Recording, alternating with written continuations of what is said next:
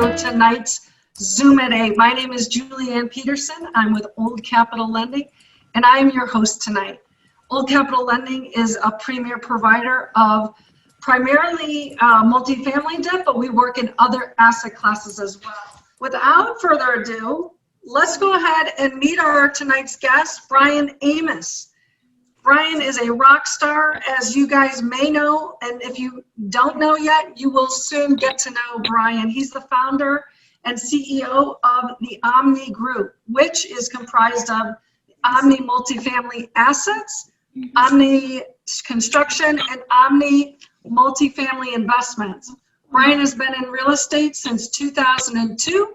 For 7 years, he managed $15 million in, let me see if I can get this, everybody muted. If everybody would mute themselves, that would be terrific. All right, so he managed $15 million in renovations in single family properties. So in 2009, Bryan began the real estate consulting called Omni Multifamily Assets. And they are a full service due diligence and physical needs assessment company catering to real estate investors, that's you, in multifamily properties. He's evaluated over 300 multifamily properties, more than 40,000 units. As I say, that's a lot of looking at people's junk. And that has been a total of over $2 billion. So in 2015, Bryan decided to start another company. And he started the construction part of this, and he actively manages over 50 million in renovations to his multifamily properties. It allows, the construction allows all construction management and full service renovations to be done under one company to better service clients. And then finally, he said, I haven't done enough for this community. He decided to found Omni Multifamily Investments, which was created to partner with investors in value-add multifamily properties in Dallas-Fort Worth Metroplex. My goodness, this guy is loaded with success. He is currently a GP in over $60 million in multifamily assets. He works primarily in DFW and has lived in the area for over 20 years with his wife and 3 small children. Oh my God, your wife needs a vacation. Bryan has been a contributor on the Old Capital podcast, as well as spoken in the Old Capital conference. So we are just so thrilled. Sometimes you'll see Paul Peebles, our national underwriter, on a roof with Bryan Amos. So we are just thrilled to have you, Bryan. And I'm glad that you're here to share your knowledge. So how are you, Bryan? Doing great, Julie. Very glad to be here. A lot of new faces. I know Jim Biggs and a couple others, but new crowd. I'm really glad to be here and get to know everybody. Well, it is great to have you. And typically we have slides, but you know what? That's not always the best. I want to interview you. And I know that other people are trying to figure out, okay, what questions will I have for Bryan today? Because you got a lot of things going on. What exactly do you do? Like if somebody were to say, Bryan, really, what do you do? Could you give us a quick overview of that? So I'm mostly known for the due diligence side. So this is the physical assessment of a multifamily property. And you know, many times you're going to have to get an inspection done. And when you do, the lender requires you to have an inspection. And really, you find out that's for the lender's protection and not necessarily for the investor. So I'm on the investor side, and we do an equity property condition assessment that helps all the things that an investor wants. And then the other company is for construction. So I had so many people that said, all right, you told me all the things that were wrong. Now, can you fix them? And so we developed the construction company, and that's really my passion. So I used to be an engineer, and I kind of felt stuck in a cubicle. And then around 2001, when the economy turned down and fate pushed me out of that engineering window, and was able to start my own company with my brother doing single family homes. So I've kind of gone through the progression of single family, now to multifamily, renovation, now an investor as well. So we kind of run the gamut of all of those things. My goodness.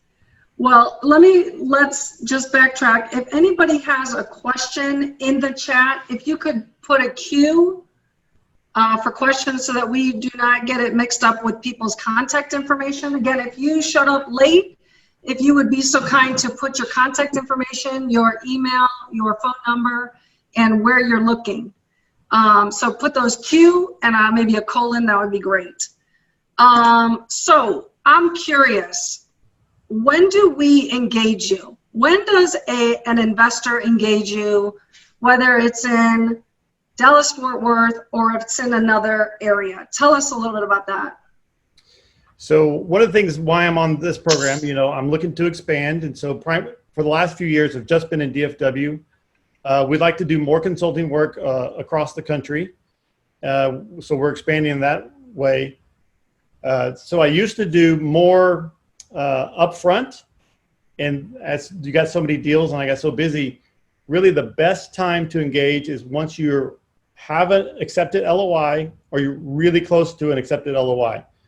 So when you have that signed LOI, you have about a week or two to negotiate your PSA. And so that's when you're looking to schedule someone like myself, someone to look to do a physical due diligence. Now, I want to make sure that everybody knows that you represent the buyer, correct? Exactly, yeah. Correct. So we want to make sure, go ahead. We do that report before the lender's inspector comes out and checks their things. And so a lot of times we're able to use that to negotiate, and they say, so many square foot of parking lot needs to be replaced. And well, we'll have an actual bid from a third party that shows, well, instead of 80,000, it may be 50,000. So, because whatever the lender is going to take from that engineer's report is going to be put usually in escrow, and you're required to do that. So the more money you have control over, the better. So we do this before the lender's inspection. Excellent. So when we talk about, starting their due diligence, where should we start? Should we start at the roofs or do we start at the foundation? What is, kind of take us through that, walk us through that. One of the first things you want to do is when you first drive the property, right? So you can do your initial physical due diligence, even when you drive it first and you think it looks good, the numbers worked out, but now you want to get your hands on the property, what really is going on, and you do a property tour.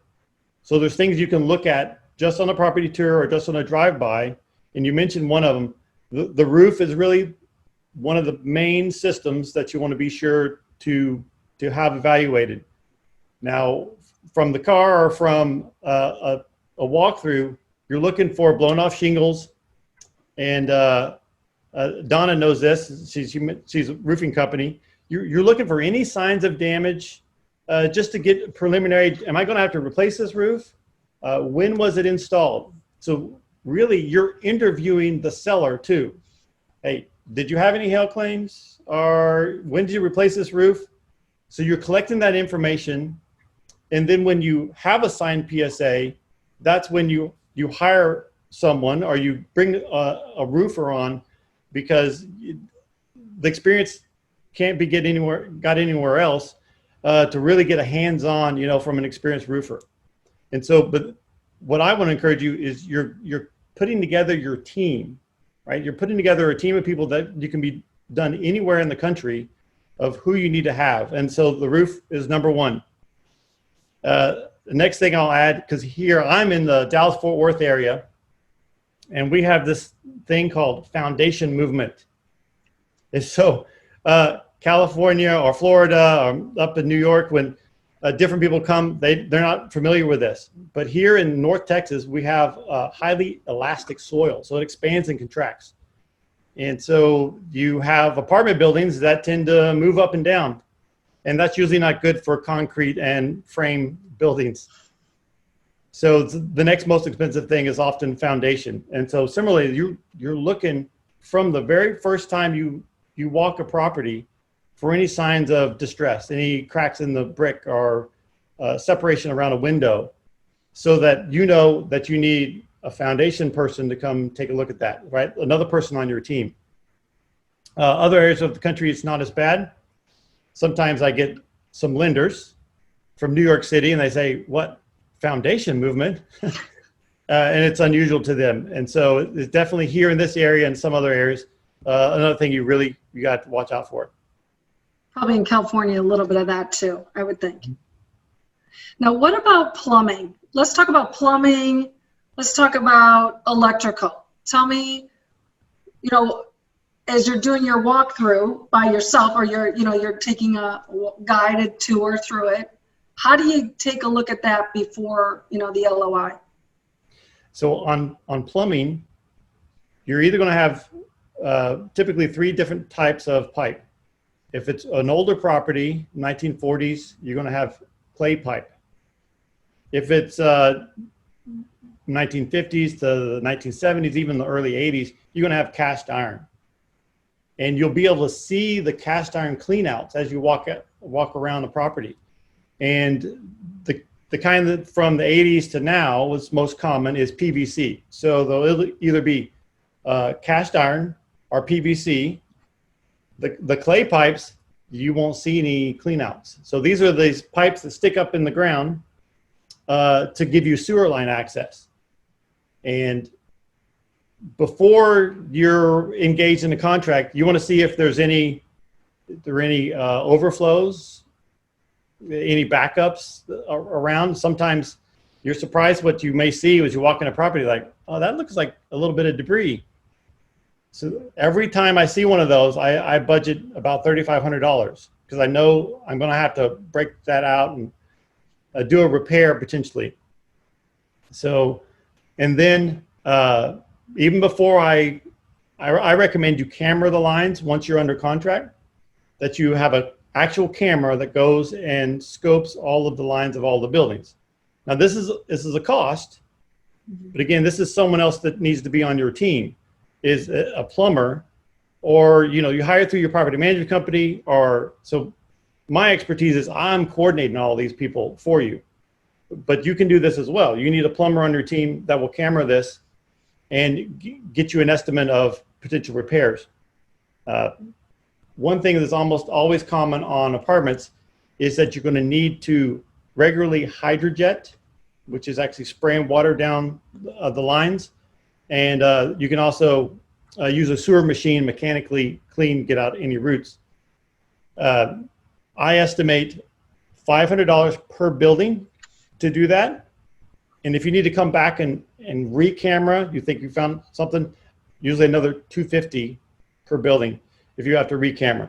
So now we're just trying to put together a ballpark price of what kind of maintenance am I expecting for plumbing. And PVC is preferred. Cast iron is going to last about 50 years. So some of those 60s, 70s properties are getting near the end of their useful life, even for cast iron. And then back to clay pipe, those generally need to be replaced because those are from 1940s, and over the life of the building and the sewer system, a lot of times those are separated. So they're in joints and they separate a little bit, and that's where all the roots get in. So many times when you find those, they're in bad shape. So that's a higher plumbing cost that you might expect. What was the next category that you mentioned? Electrical, yeah. Tell us about that, because I know we've got some issues with stab lock. Yeah. So tell us a little bit about that. We got to watch out aluminum wiring, right? So aluminum wiring, I would be more concerned about stab lock than aluminum wiring, because stab lock is a brand of panel. It's the manufacturer's Federal Pacific Electric Company. So that you call them Federal Pacific, but stab lock was a very popular brand, like a Toyota Camry. Honda Accord. So this was their model that they used, stab lock, from the late 70s to the mid 80s. And they were the #1 manufacturer of these panels. So the equipment for the country. So you'll be surprised you find them all over these, mid 70s to mid 1980s properties. And the problem with them are that the electrical bus on the back of it can overheat, which is a problem. So the actual main bus goes out, and then the breakers themselves fail to switch when you have an overcurrent situation. So you say you have a 20 amp breaker and you're to one of your appliances, and the breaker doesn't actually switch until you have 50, 75, even 100 amps, right? So you're in a short condition. That means the fire could have already started before a breaker is actually supposed to trip. So insurance companies don't like those. We used to, a few years ago, do a load test where you can actually put a load on those breakers and see if they would switch. But to be honest, so many of them failed, because that's like a $2,000 test. You got to bring an electrician out with a big load gear, but it's cheaper than changing out all your panels, though, right? So you think that's a trade-off. But then so many of those failed, and you could actually measure that it was, the 20 amp breaker didn't switch until 75 amps. That we don't do that as much. Also, insurance companies, especially larger portfolio companies, are being more restrictive on those type of panels, that if they even see it, they don't want it in their portfolio. So particularly the last 2 years, they've been more restrictive on, this is something that's going to be a required repair.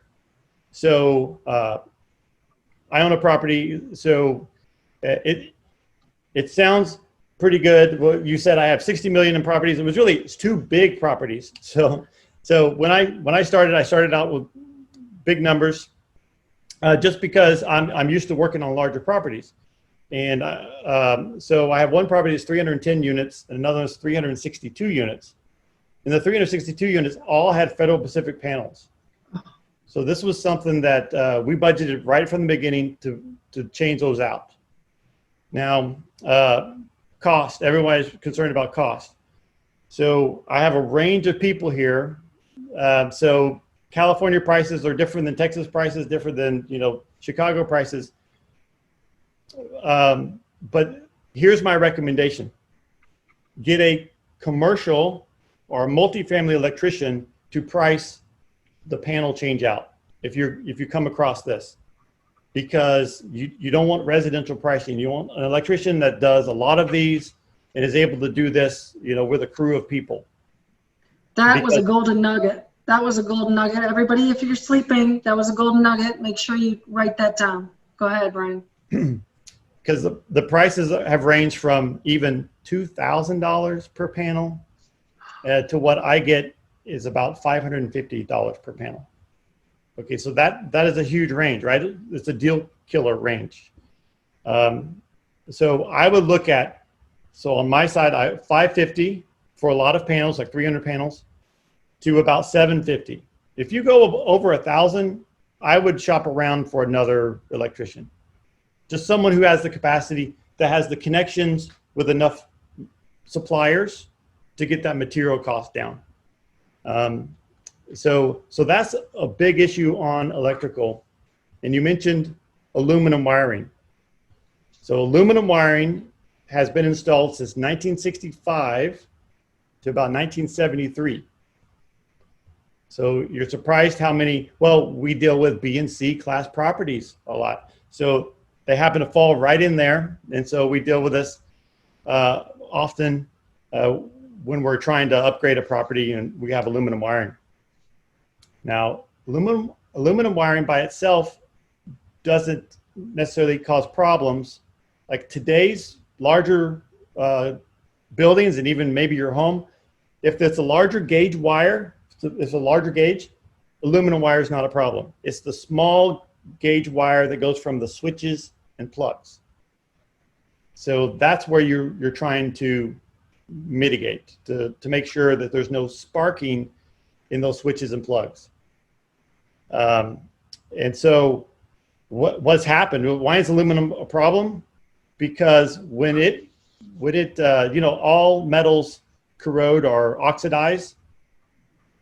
When aluminum oxidizes, it turns green and has a little bit of oxidation on it, and it's not conductive. So you start having sparking. When copper oxidizes, the oxidation is still conductive, so you don't have the sparking. So that's one thing. And then if you do this a lot to aluminum wiring, it'll break. So then you also have weak spots. And so when you do a lot of repairs or you work on the switches and plug wiring a lot, that can cause shorts as well. So real quick, how do you fix it? So you don't change, you don't rewire.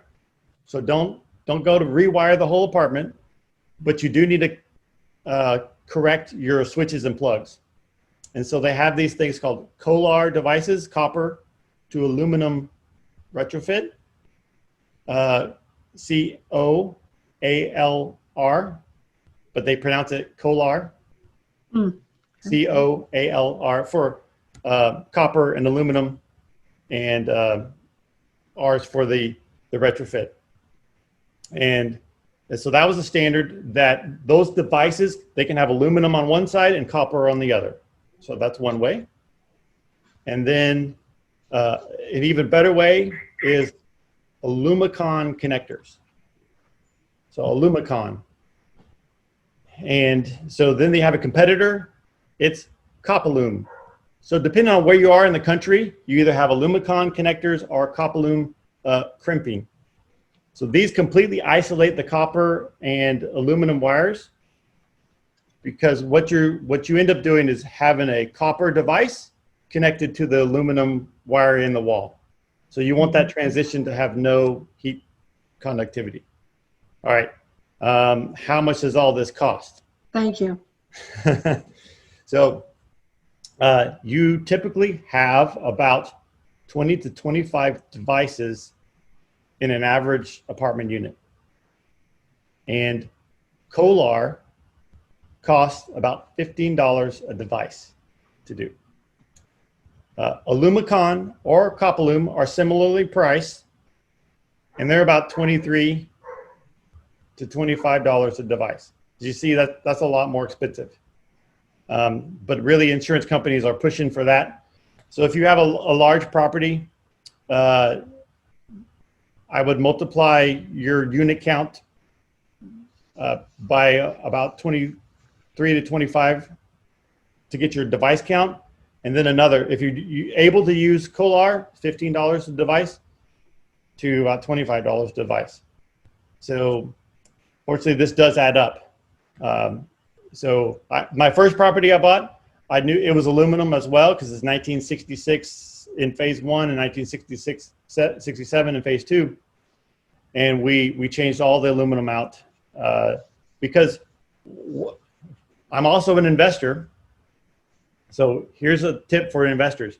You want to make your property as easy to sell as possible. Mm-hmm. So you want to make Julie's job easy, that she's able to finance the new buyer, and you don't want to have insurance problems. And so my goal when I'm acquire a property, I try to make it as easy as possible to be able to be sold.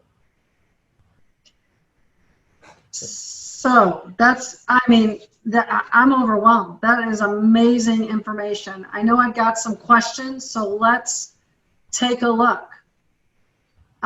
These inspections are done by property management company one may hire. What is the advantage of using your services over a property manager?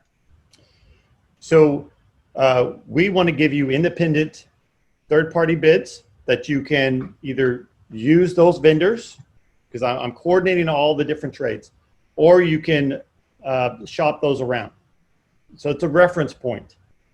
Now, I have found that property management companies do a pretty good job, some better than others, but it's making sure that you have all those people on your team. Are they going to pay, or coordinate to scope all the plumbing lines. That's something you need to do.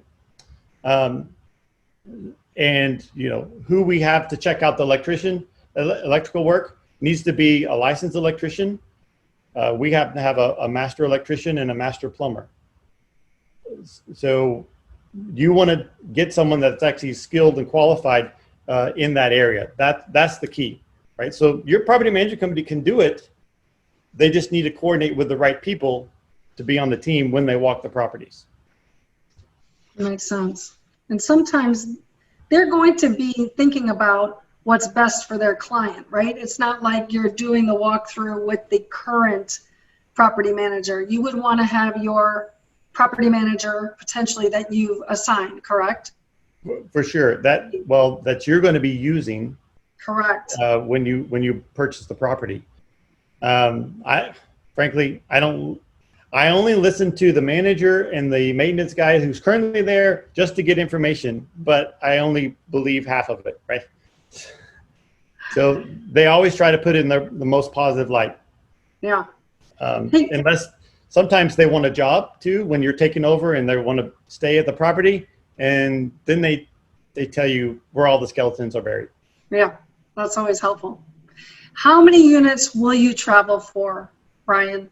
So we're predominantly in the Texas area, but we would go farther for 200 units and above. Perfect, 200 units and above. Do you perform due diligence on financials and tenant backgrounds, just the building mechanicals? So we do just the physical assessment, and I used to do lease audits, but really that's something that the property management company that you're looking to bring in, that's their expertise. And so we partner with them, we work with them. Sometimes they walk units with us, or we give them our data, because it's who's going to be at the property for the next year, after takeover, really needs to evaluate those lease files. Yeah. How long does it take to conduct a physical inspection on one of these 300-unit buildings with several dozen buildings? 2 days. Okay. So we have a team of walkers that walk the units, and we can do, one person can do about 35 units in a half day, full day, 70 units. So we just staff with enough people to go through an interior checklist.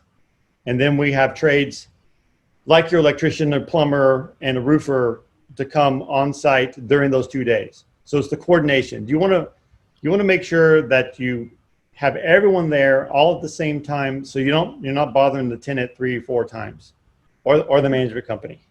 They won't take kindly to that. I'm curious myself about COVID. How has this process for you to walk through these properties, how's that going? How has it shifted from March 13th, 18th to today? What are you seeing for due diligence? How's that getting done? So for due diligence, it really followed the deal flow. So in March and April, when the deals went to nothing, due diligence went to nothing. That business literally stopped. So I was glad to have construction ongoing on larger capital projects to continue, but evaluating and doing the physical due diligence completely went to zero. So the good news is it is picking back up, and about 2 months ago, I had my first, it was a California buyer, first foray into due diligence. And so we had to use PPE, use your face mask and gloves and everything. And anyone who refuses, we just move on to the next, right? If they're nervous, we're trying to get a large enough sample size. Previously, we really strive for 100%. Now, if we're in the 90s, we think we're in good shape for this current environment. And today, it's as busy as it's ever been. So I'm doing due diligence every day. Amazing. All right, there's a question about the 500 for the panel swap. Does that include materials and labor? That's everything. That's labor and materials. Yep. So The electrician is getting it for about $350, and then it's about $200 of labor. And do you put that into your 5,000 a unit when you're doing your pricing for, you know, your rehab? Yes. That's where you're putting it. Yeah, definitely putting that in my overall. That goes pretty quickly. Yeah, it does. Yeah. How small wiring of the wire gauge Bryan discovered to be causing problem 8 to 10. Does that make sense to you? Can you ask how small of a wire gauge Bryan discovered to be a problem, causes problems? 8, 10? Okay, so those are still not too bad. It's a higher number. Okay. 18, 20, 22.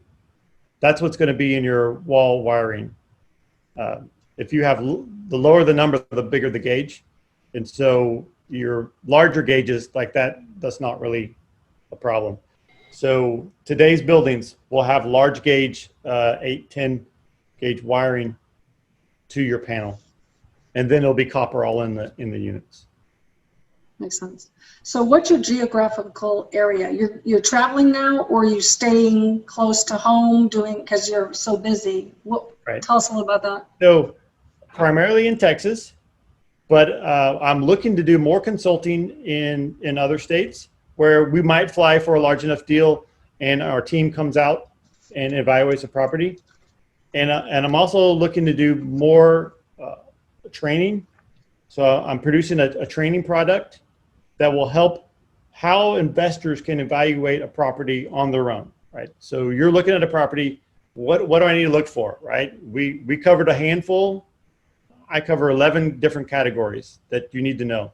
And it's broken up not from what the lender wants from the lender's property condition assessment report, but who's actually going to be doing the work, right? So that's why you need the roofer, you need a foundation, you need a plumber, you need an HVAC technician, you need an electrician. These are the people actually going to do the work. That's how we divide it up to make practical sense. So right now I'm primarily in Texas, but I want to release a training product that could go nationwide. So I had a couple questions. Roofs. Let's get back to that question. Tell us about flat roofs, because I do get calls about that, and we talk a little bit about, you know, hey, you don't want to walk away from it, but you do want to be concerned about it or aware of it. So tell us about that. So my first property I bought, I currently have, has a flat roof. It works great. So do not walk away from a deal with a flat roof, but it does need to be in good condition and maintained. There's a couple of kinds that's pretty common. TPO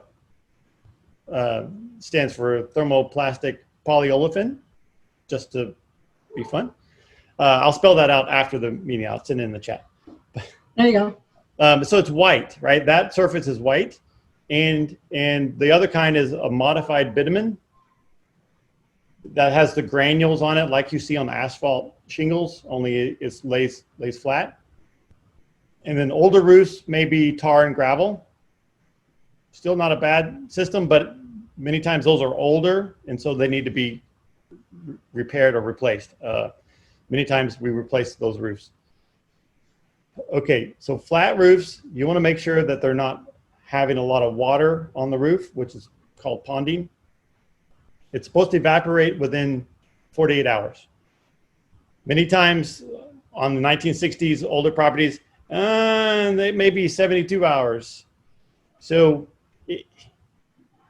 because the rafters that made up the frame of the building were spaced farther apart in the 60s and 70s. And so you just have more area for it to sag. When you want to replace a roof,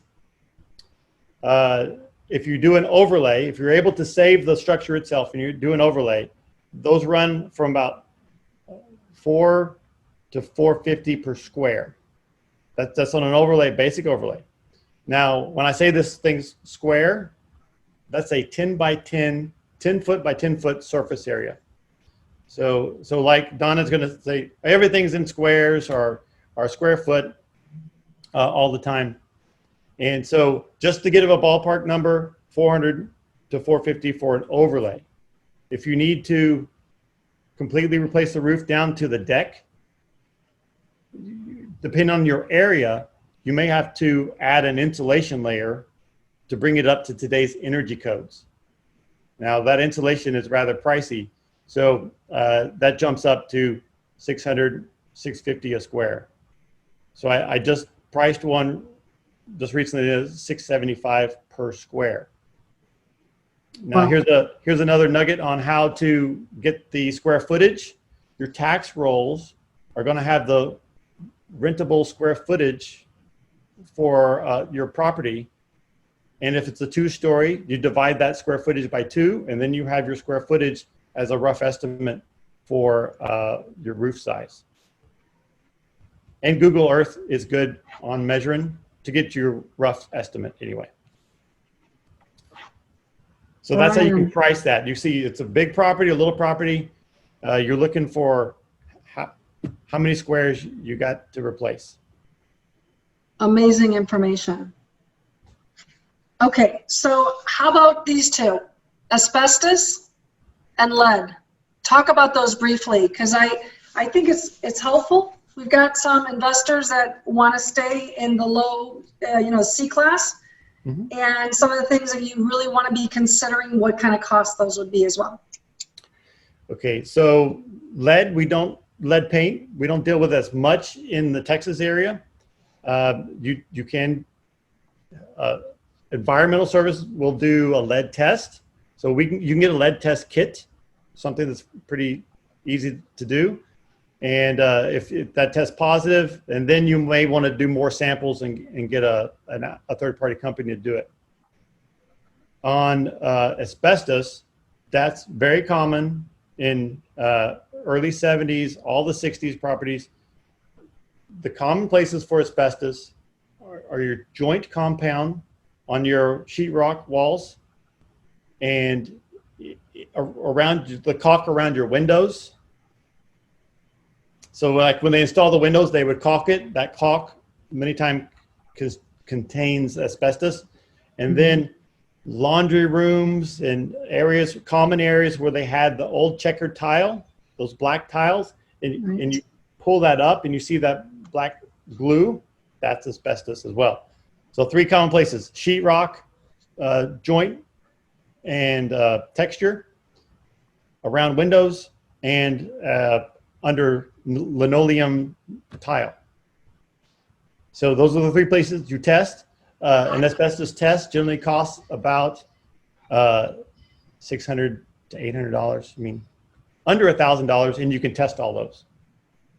If you, here in Texas, if you're going to need to pull a permit, if you're changing walls, moving things around, you have to show that you tested for asbestos. Either you're all clear, or that you did if you test negatively, if you have asbestos, positive for it, right?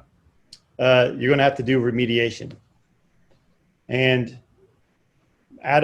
so whatever your renovation costs, about 25%, because that's something you may want to rethink how you're doing your updates, how you're, instead of just tearing off all the sheetrock, can you just cut sections, because you also pay per square foot of how much you have to remove of asbestos containing material.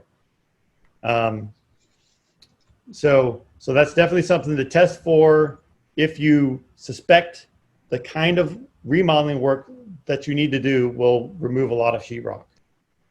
Now, I work on a lot of properties that have asbestos. It does not jump out and get you, right? It stays intact in the wall unless you're doing construction on it, or you're like the panels you mentioned. One of the problems we ran into is a property that we needed to cut out the panels and put in new panels. Well, those areas around the panels had asbestos containing sheetrock. Well, you have a company come in, do remediation just around those panels. So the cost was more reasonable instead of taking the whole wall out. You just want to do exactly what you need to. And so that helps shape your renovation plan. Wow. How much is the test on that?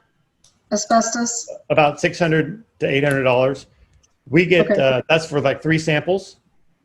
You did And say then- that, sorry. Yeah, 3 samples. And then the more samples you do, you get charged per sample. It's just really the lab cost. And what about the lead paint? The test on that? Those are like $20 at Home Depot. Oh, Not so much. okay. What You about? can do yourself, right? I can't do an Yeah. asbestos test myself, but I can do a lead paint test. Gotcha. How about a 2-pipe chiller? What are we looking at there? Oh, you got into the big 2-pipe chillers now, okay? So one, what is a 2-pipe chiller? Why do they call it that? Well, 2-pipe is just referring to, it's a loop system with one pipe goes away with the outgoing water and comes back in and with return water. So when you're in the mechanical room, there's 2 pipes. So that's where they got the name 2-pipe. There is actually 4-pipe, more on commercial buildings. But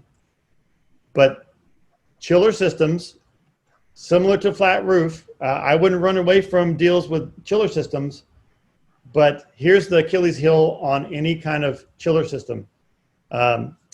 It's not a bad system. They use them today in hospitals and commercial buildings and hotels, but with those locations, they generally upkeep them. So the Achilles heel with apartments is that they don't have qualified personnel to keep up the chiller.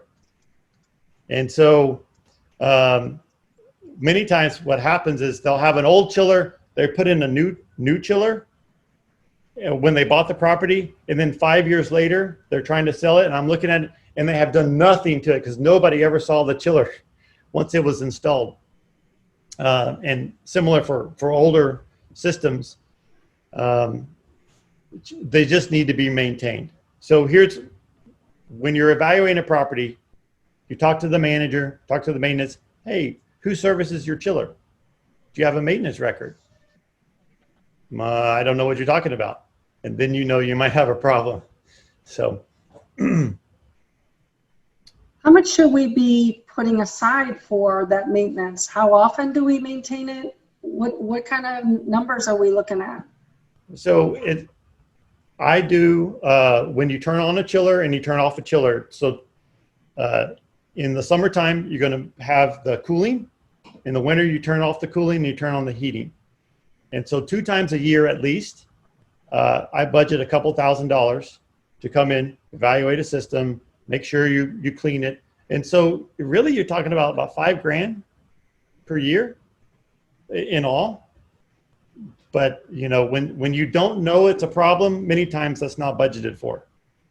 Or you have maintenance guys who are really good on individual ACs, but don't have a clue about chillers. And so that's why it gets overlooked many times.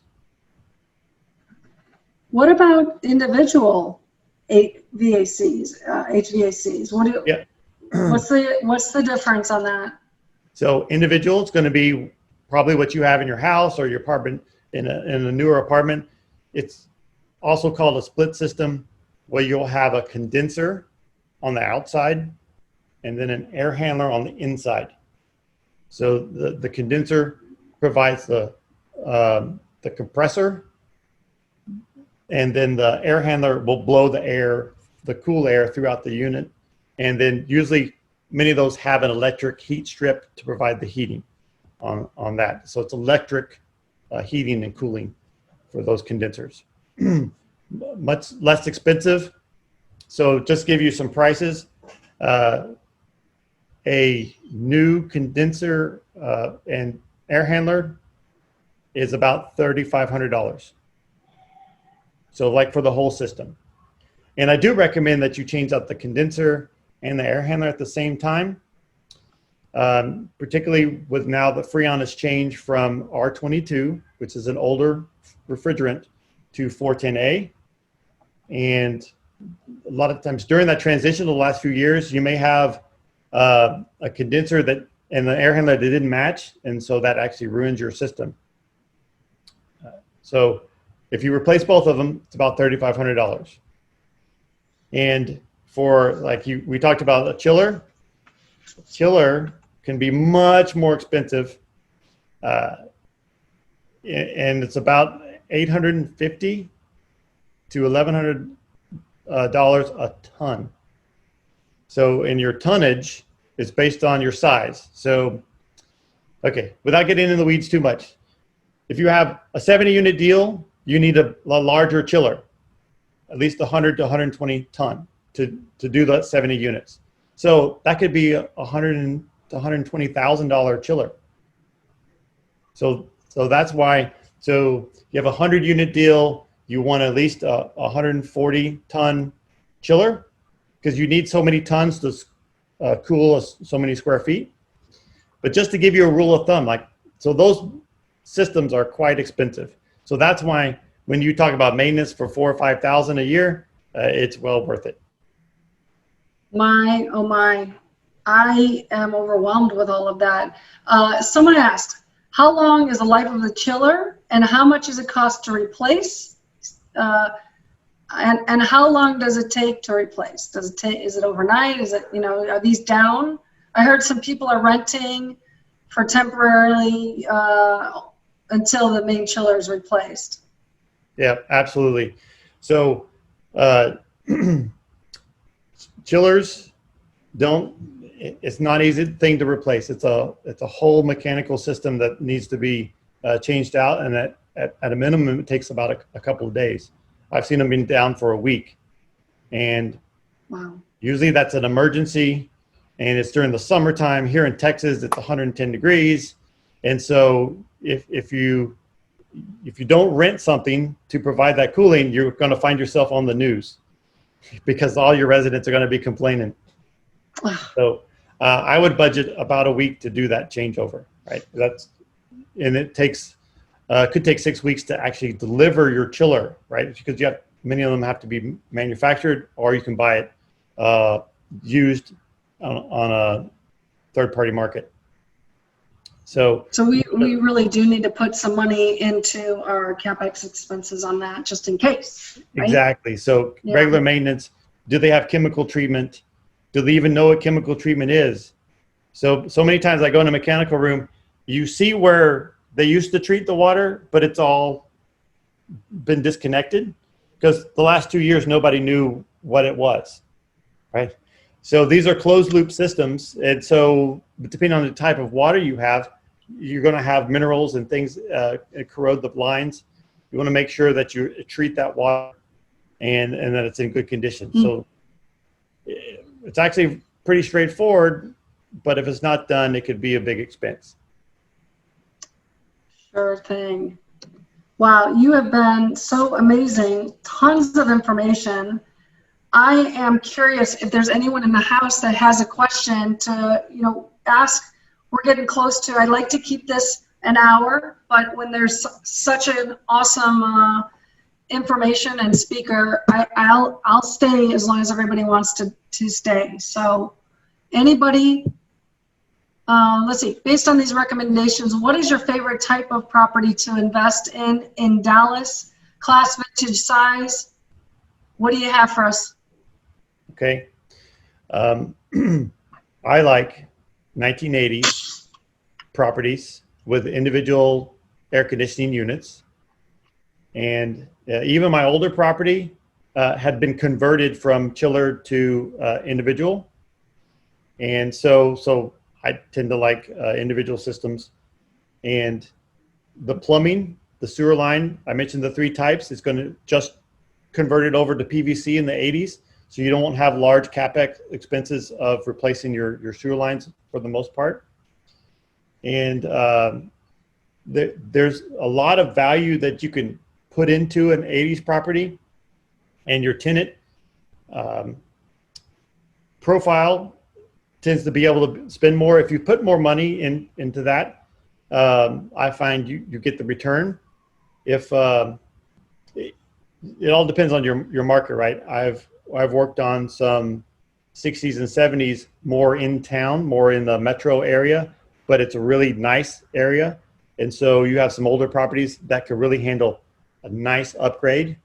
I'm looking for a property where I can put in $5,000 to $6,000 in just the unit, not the whole complex. I mean, just the unit, that I could put in nice flooring, granite countertops, and reface the cabinets.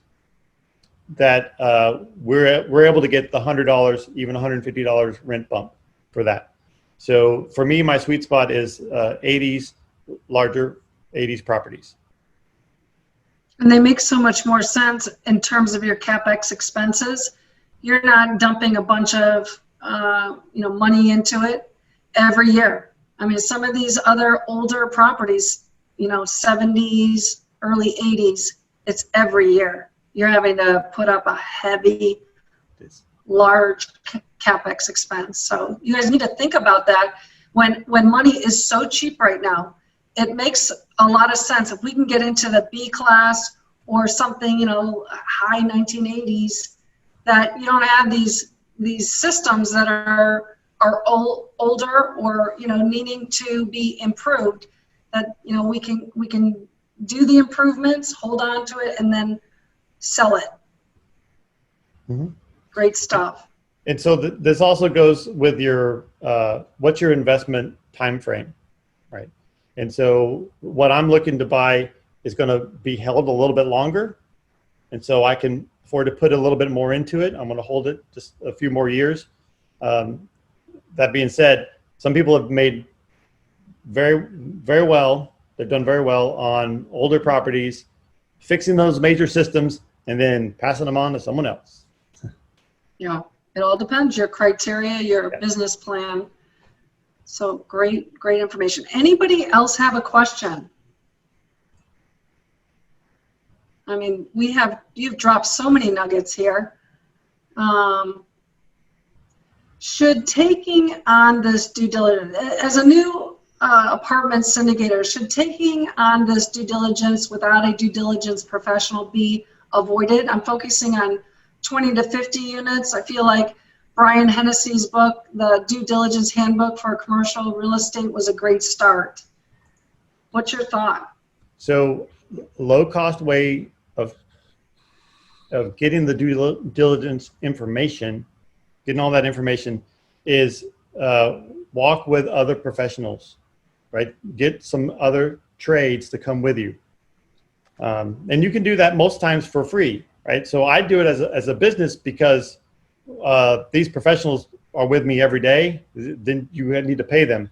But if you're seriously looking to buy a complex and you want to help evaluate, you want help evaluating it, an electrician will help you out many times. We'll give you a proposal for this. You just can't do that 15, 20 times and you hurt the relationship, right? So, but how do you get started? You go on site with these other professionals as well, not just yourself. So you read the handbook. Hopefully maybe you listen to one of my trainings and then put together your own team. That's really what I want to encourage anyone to do, because you can do that any place across the country. When are your books and your training videos going to be out? So when can we look for those? So my training video is coming out the end of this month, the 1st of October. And if you don't mind a shameless plug. Sure. For it, you can go to duediligencesecrets.com. That's Due Diligence Secrets with 1 L. So, and you can register there, get on the early bird list for that. And I'll give you some extra bonuses, some previous trainings that we've done, some actual due diligences to throw that in. So I'm in the middle of working on that right now. Hopefully release that in a couple of weeks. And only caveat I say on this, maybe when someone listens to the recording, it'll be fixed, but I'm working on the product and I'm not a web page builder. So it says you get your email, but the email will not come yet because I haven't connected the email to the website. But I get all the names and we'll send you a confirmation email, but it may be tomorrow instead of an automatic email. And hopefully, if anyone replays this, we'll get that fixed. You got a lot going on. Hey, Daryl, what you got? Yeah. Hey, just real quick there, Brian. Thanks for the information. When you do your physical due diligence stuff, though, do you do anything like working with the city? Do you communicate with the city? And, you know, who are the kind of people that you reach out to there? Because so many people, they think that the physical due diligence is literally just walking the units. But as you know, there's a lot more to it than that. So could you maybe delve into that a little bit about some of the people that you contact with and stuff along those lines? That's a great question, because so the first thing you do is ask the existing property management company, have you had a city inspection recently? And you're looking for their inspection report so that they have something that they've had. But many times they go, we haven't had anything and everything was fine. So you do typically need to file an open records request with the city that you're looking to purchase in, and they will give you that documentation. Now, cities aren't the fastest, you know, some places are not so quick. You need to do that as soon as possible. You're trying to get any, you know, surprise information that, and when you just have that conversation with you put that request in, I would recommend calling your local city inspection division, and they'll know, do you have any open violations? And they'll be glad to talk, because one thing you don't want to do is get surprised and you purchase a property, you've gone through all the hassle of buying, and you didn't realize the city has actually filed a lawsuit against you because of outstanding repairs that the previous owner didn't do. So that's all open records, all in public record. And the best thing to do is just call your local city inspector. Just tell them, hey, I'm looking to buy. Is this good? Any problems? I find that way is the most effective. Right. Some of the stuff that we do too, other folks we reach out to like the economic development people, because in some of these booming markets, you got to be concerned about absorption. And when you look to buy this, if some guy's throwing in a 600 unit brand new build, you know, a mile away from you or something, it has a big impact on what you can do. And on the other thing, going back to the building official, a lot of times, you know, looking to see what permits have been pulled on the property. If, like up here in the north, we do a lot of boilers, not chillers, but boilers. And you'll go to these things and there's brand new, beautiful boilers, and you call the city and say, hey, was there a permit pulled on that? They're like, no. And it can be a big issue, you know, not only with that, but with the insurance, if that thing blows up or something and, you know, it was installed and wasn't inspected and things like that. It can cause all kinds of, you know, havoc in your life that you don't need. That's great.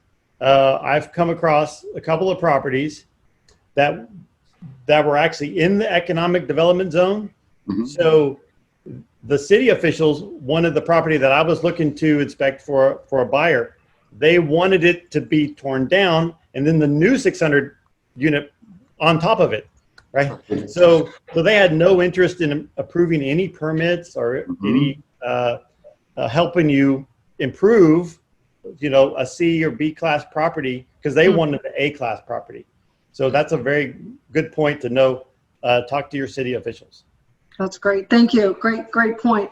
Now, how do we get a hold of you, Brian, other than your due diligence, which I put in there. So if you didn't see it, take a look at it. DueDiligenceSecrets.com. Okay, perfect. How do we get a hold of you if we've got a question or we want to have you run out to our place? So I did put my contact information in the chat, but it's perfect. Bryan Amos, BRYAN AMOS at theomnigroup.com. That's THEOMNI group.com. Well, once again, a successful night of information and networking. This is a true pleasure to have you, Bryan, with us. I feel so honored to have you. You are a good friend of Old Capitol, and once again, you have proven to be such a value add to our community. So thank you so much. Everyone else, I hope that it was a time well spent I like to have you here in and out. Please be on time if you can on Tuesdays at 8. My name's Julianne Peterson. If you have any questions, let me know. I hope to see you next week. Have a great week. Thanks so much.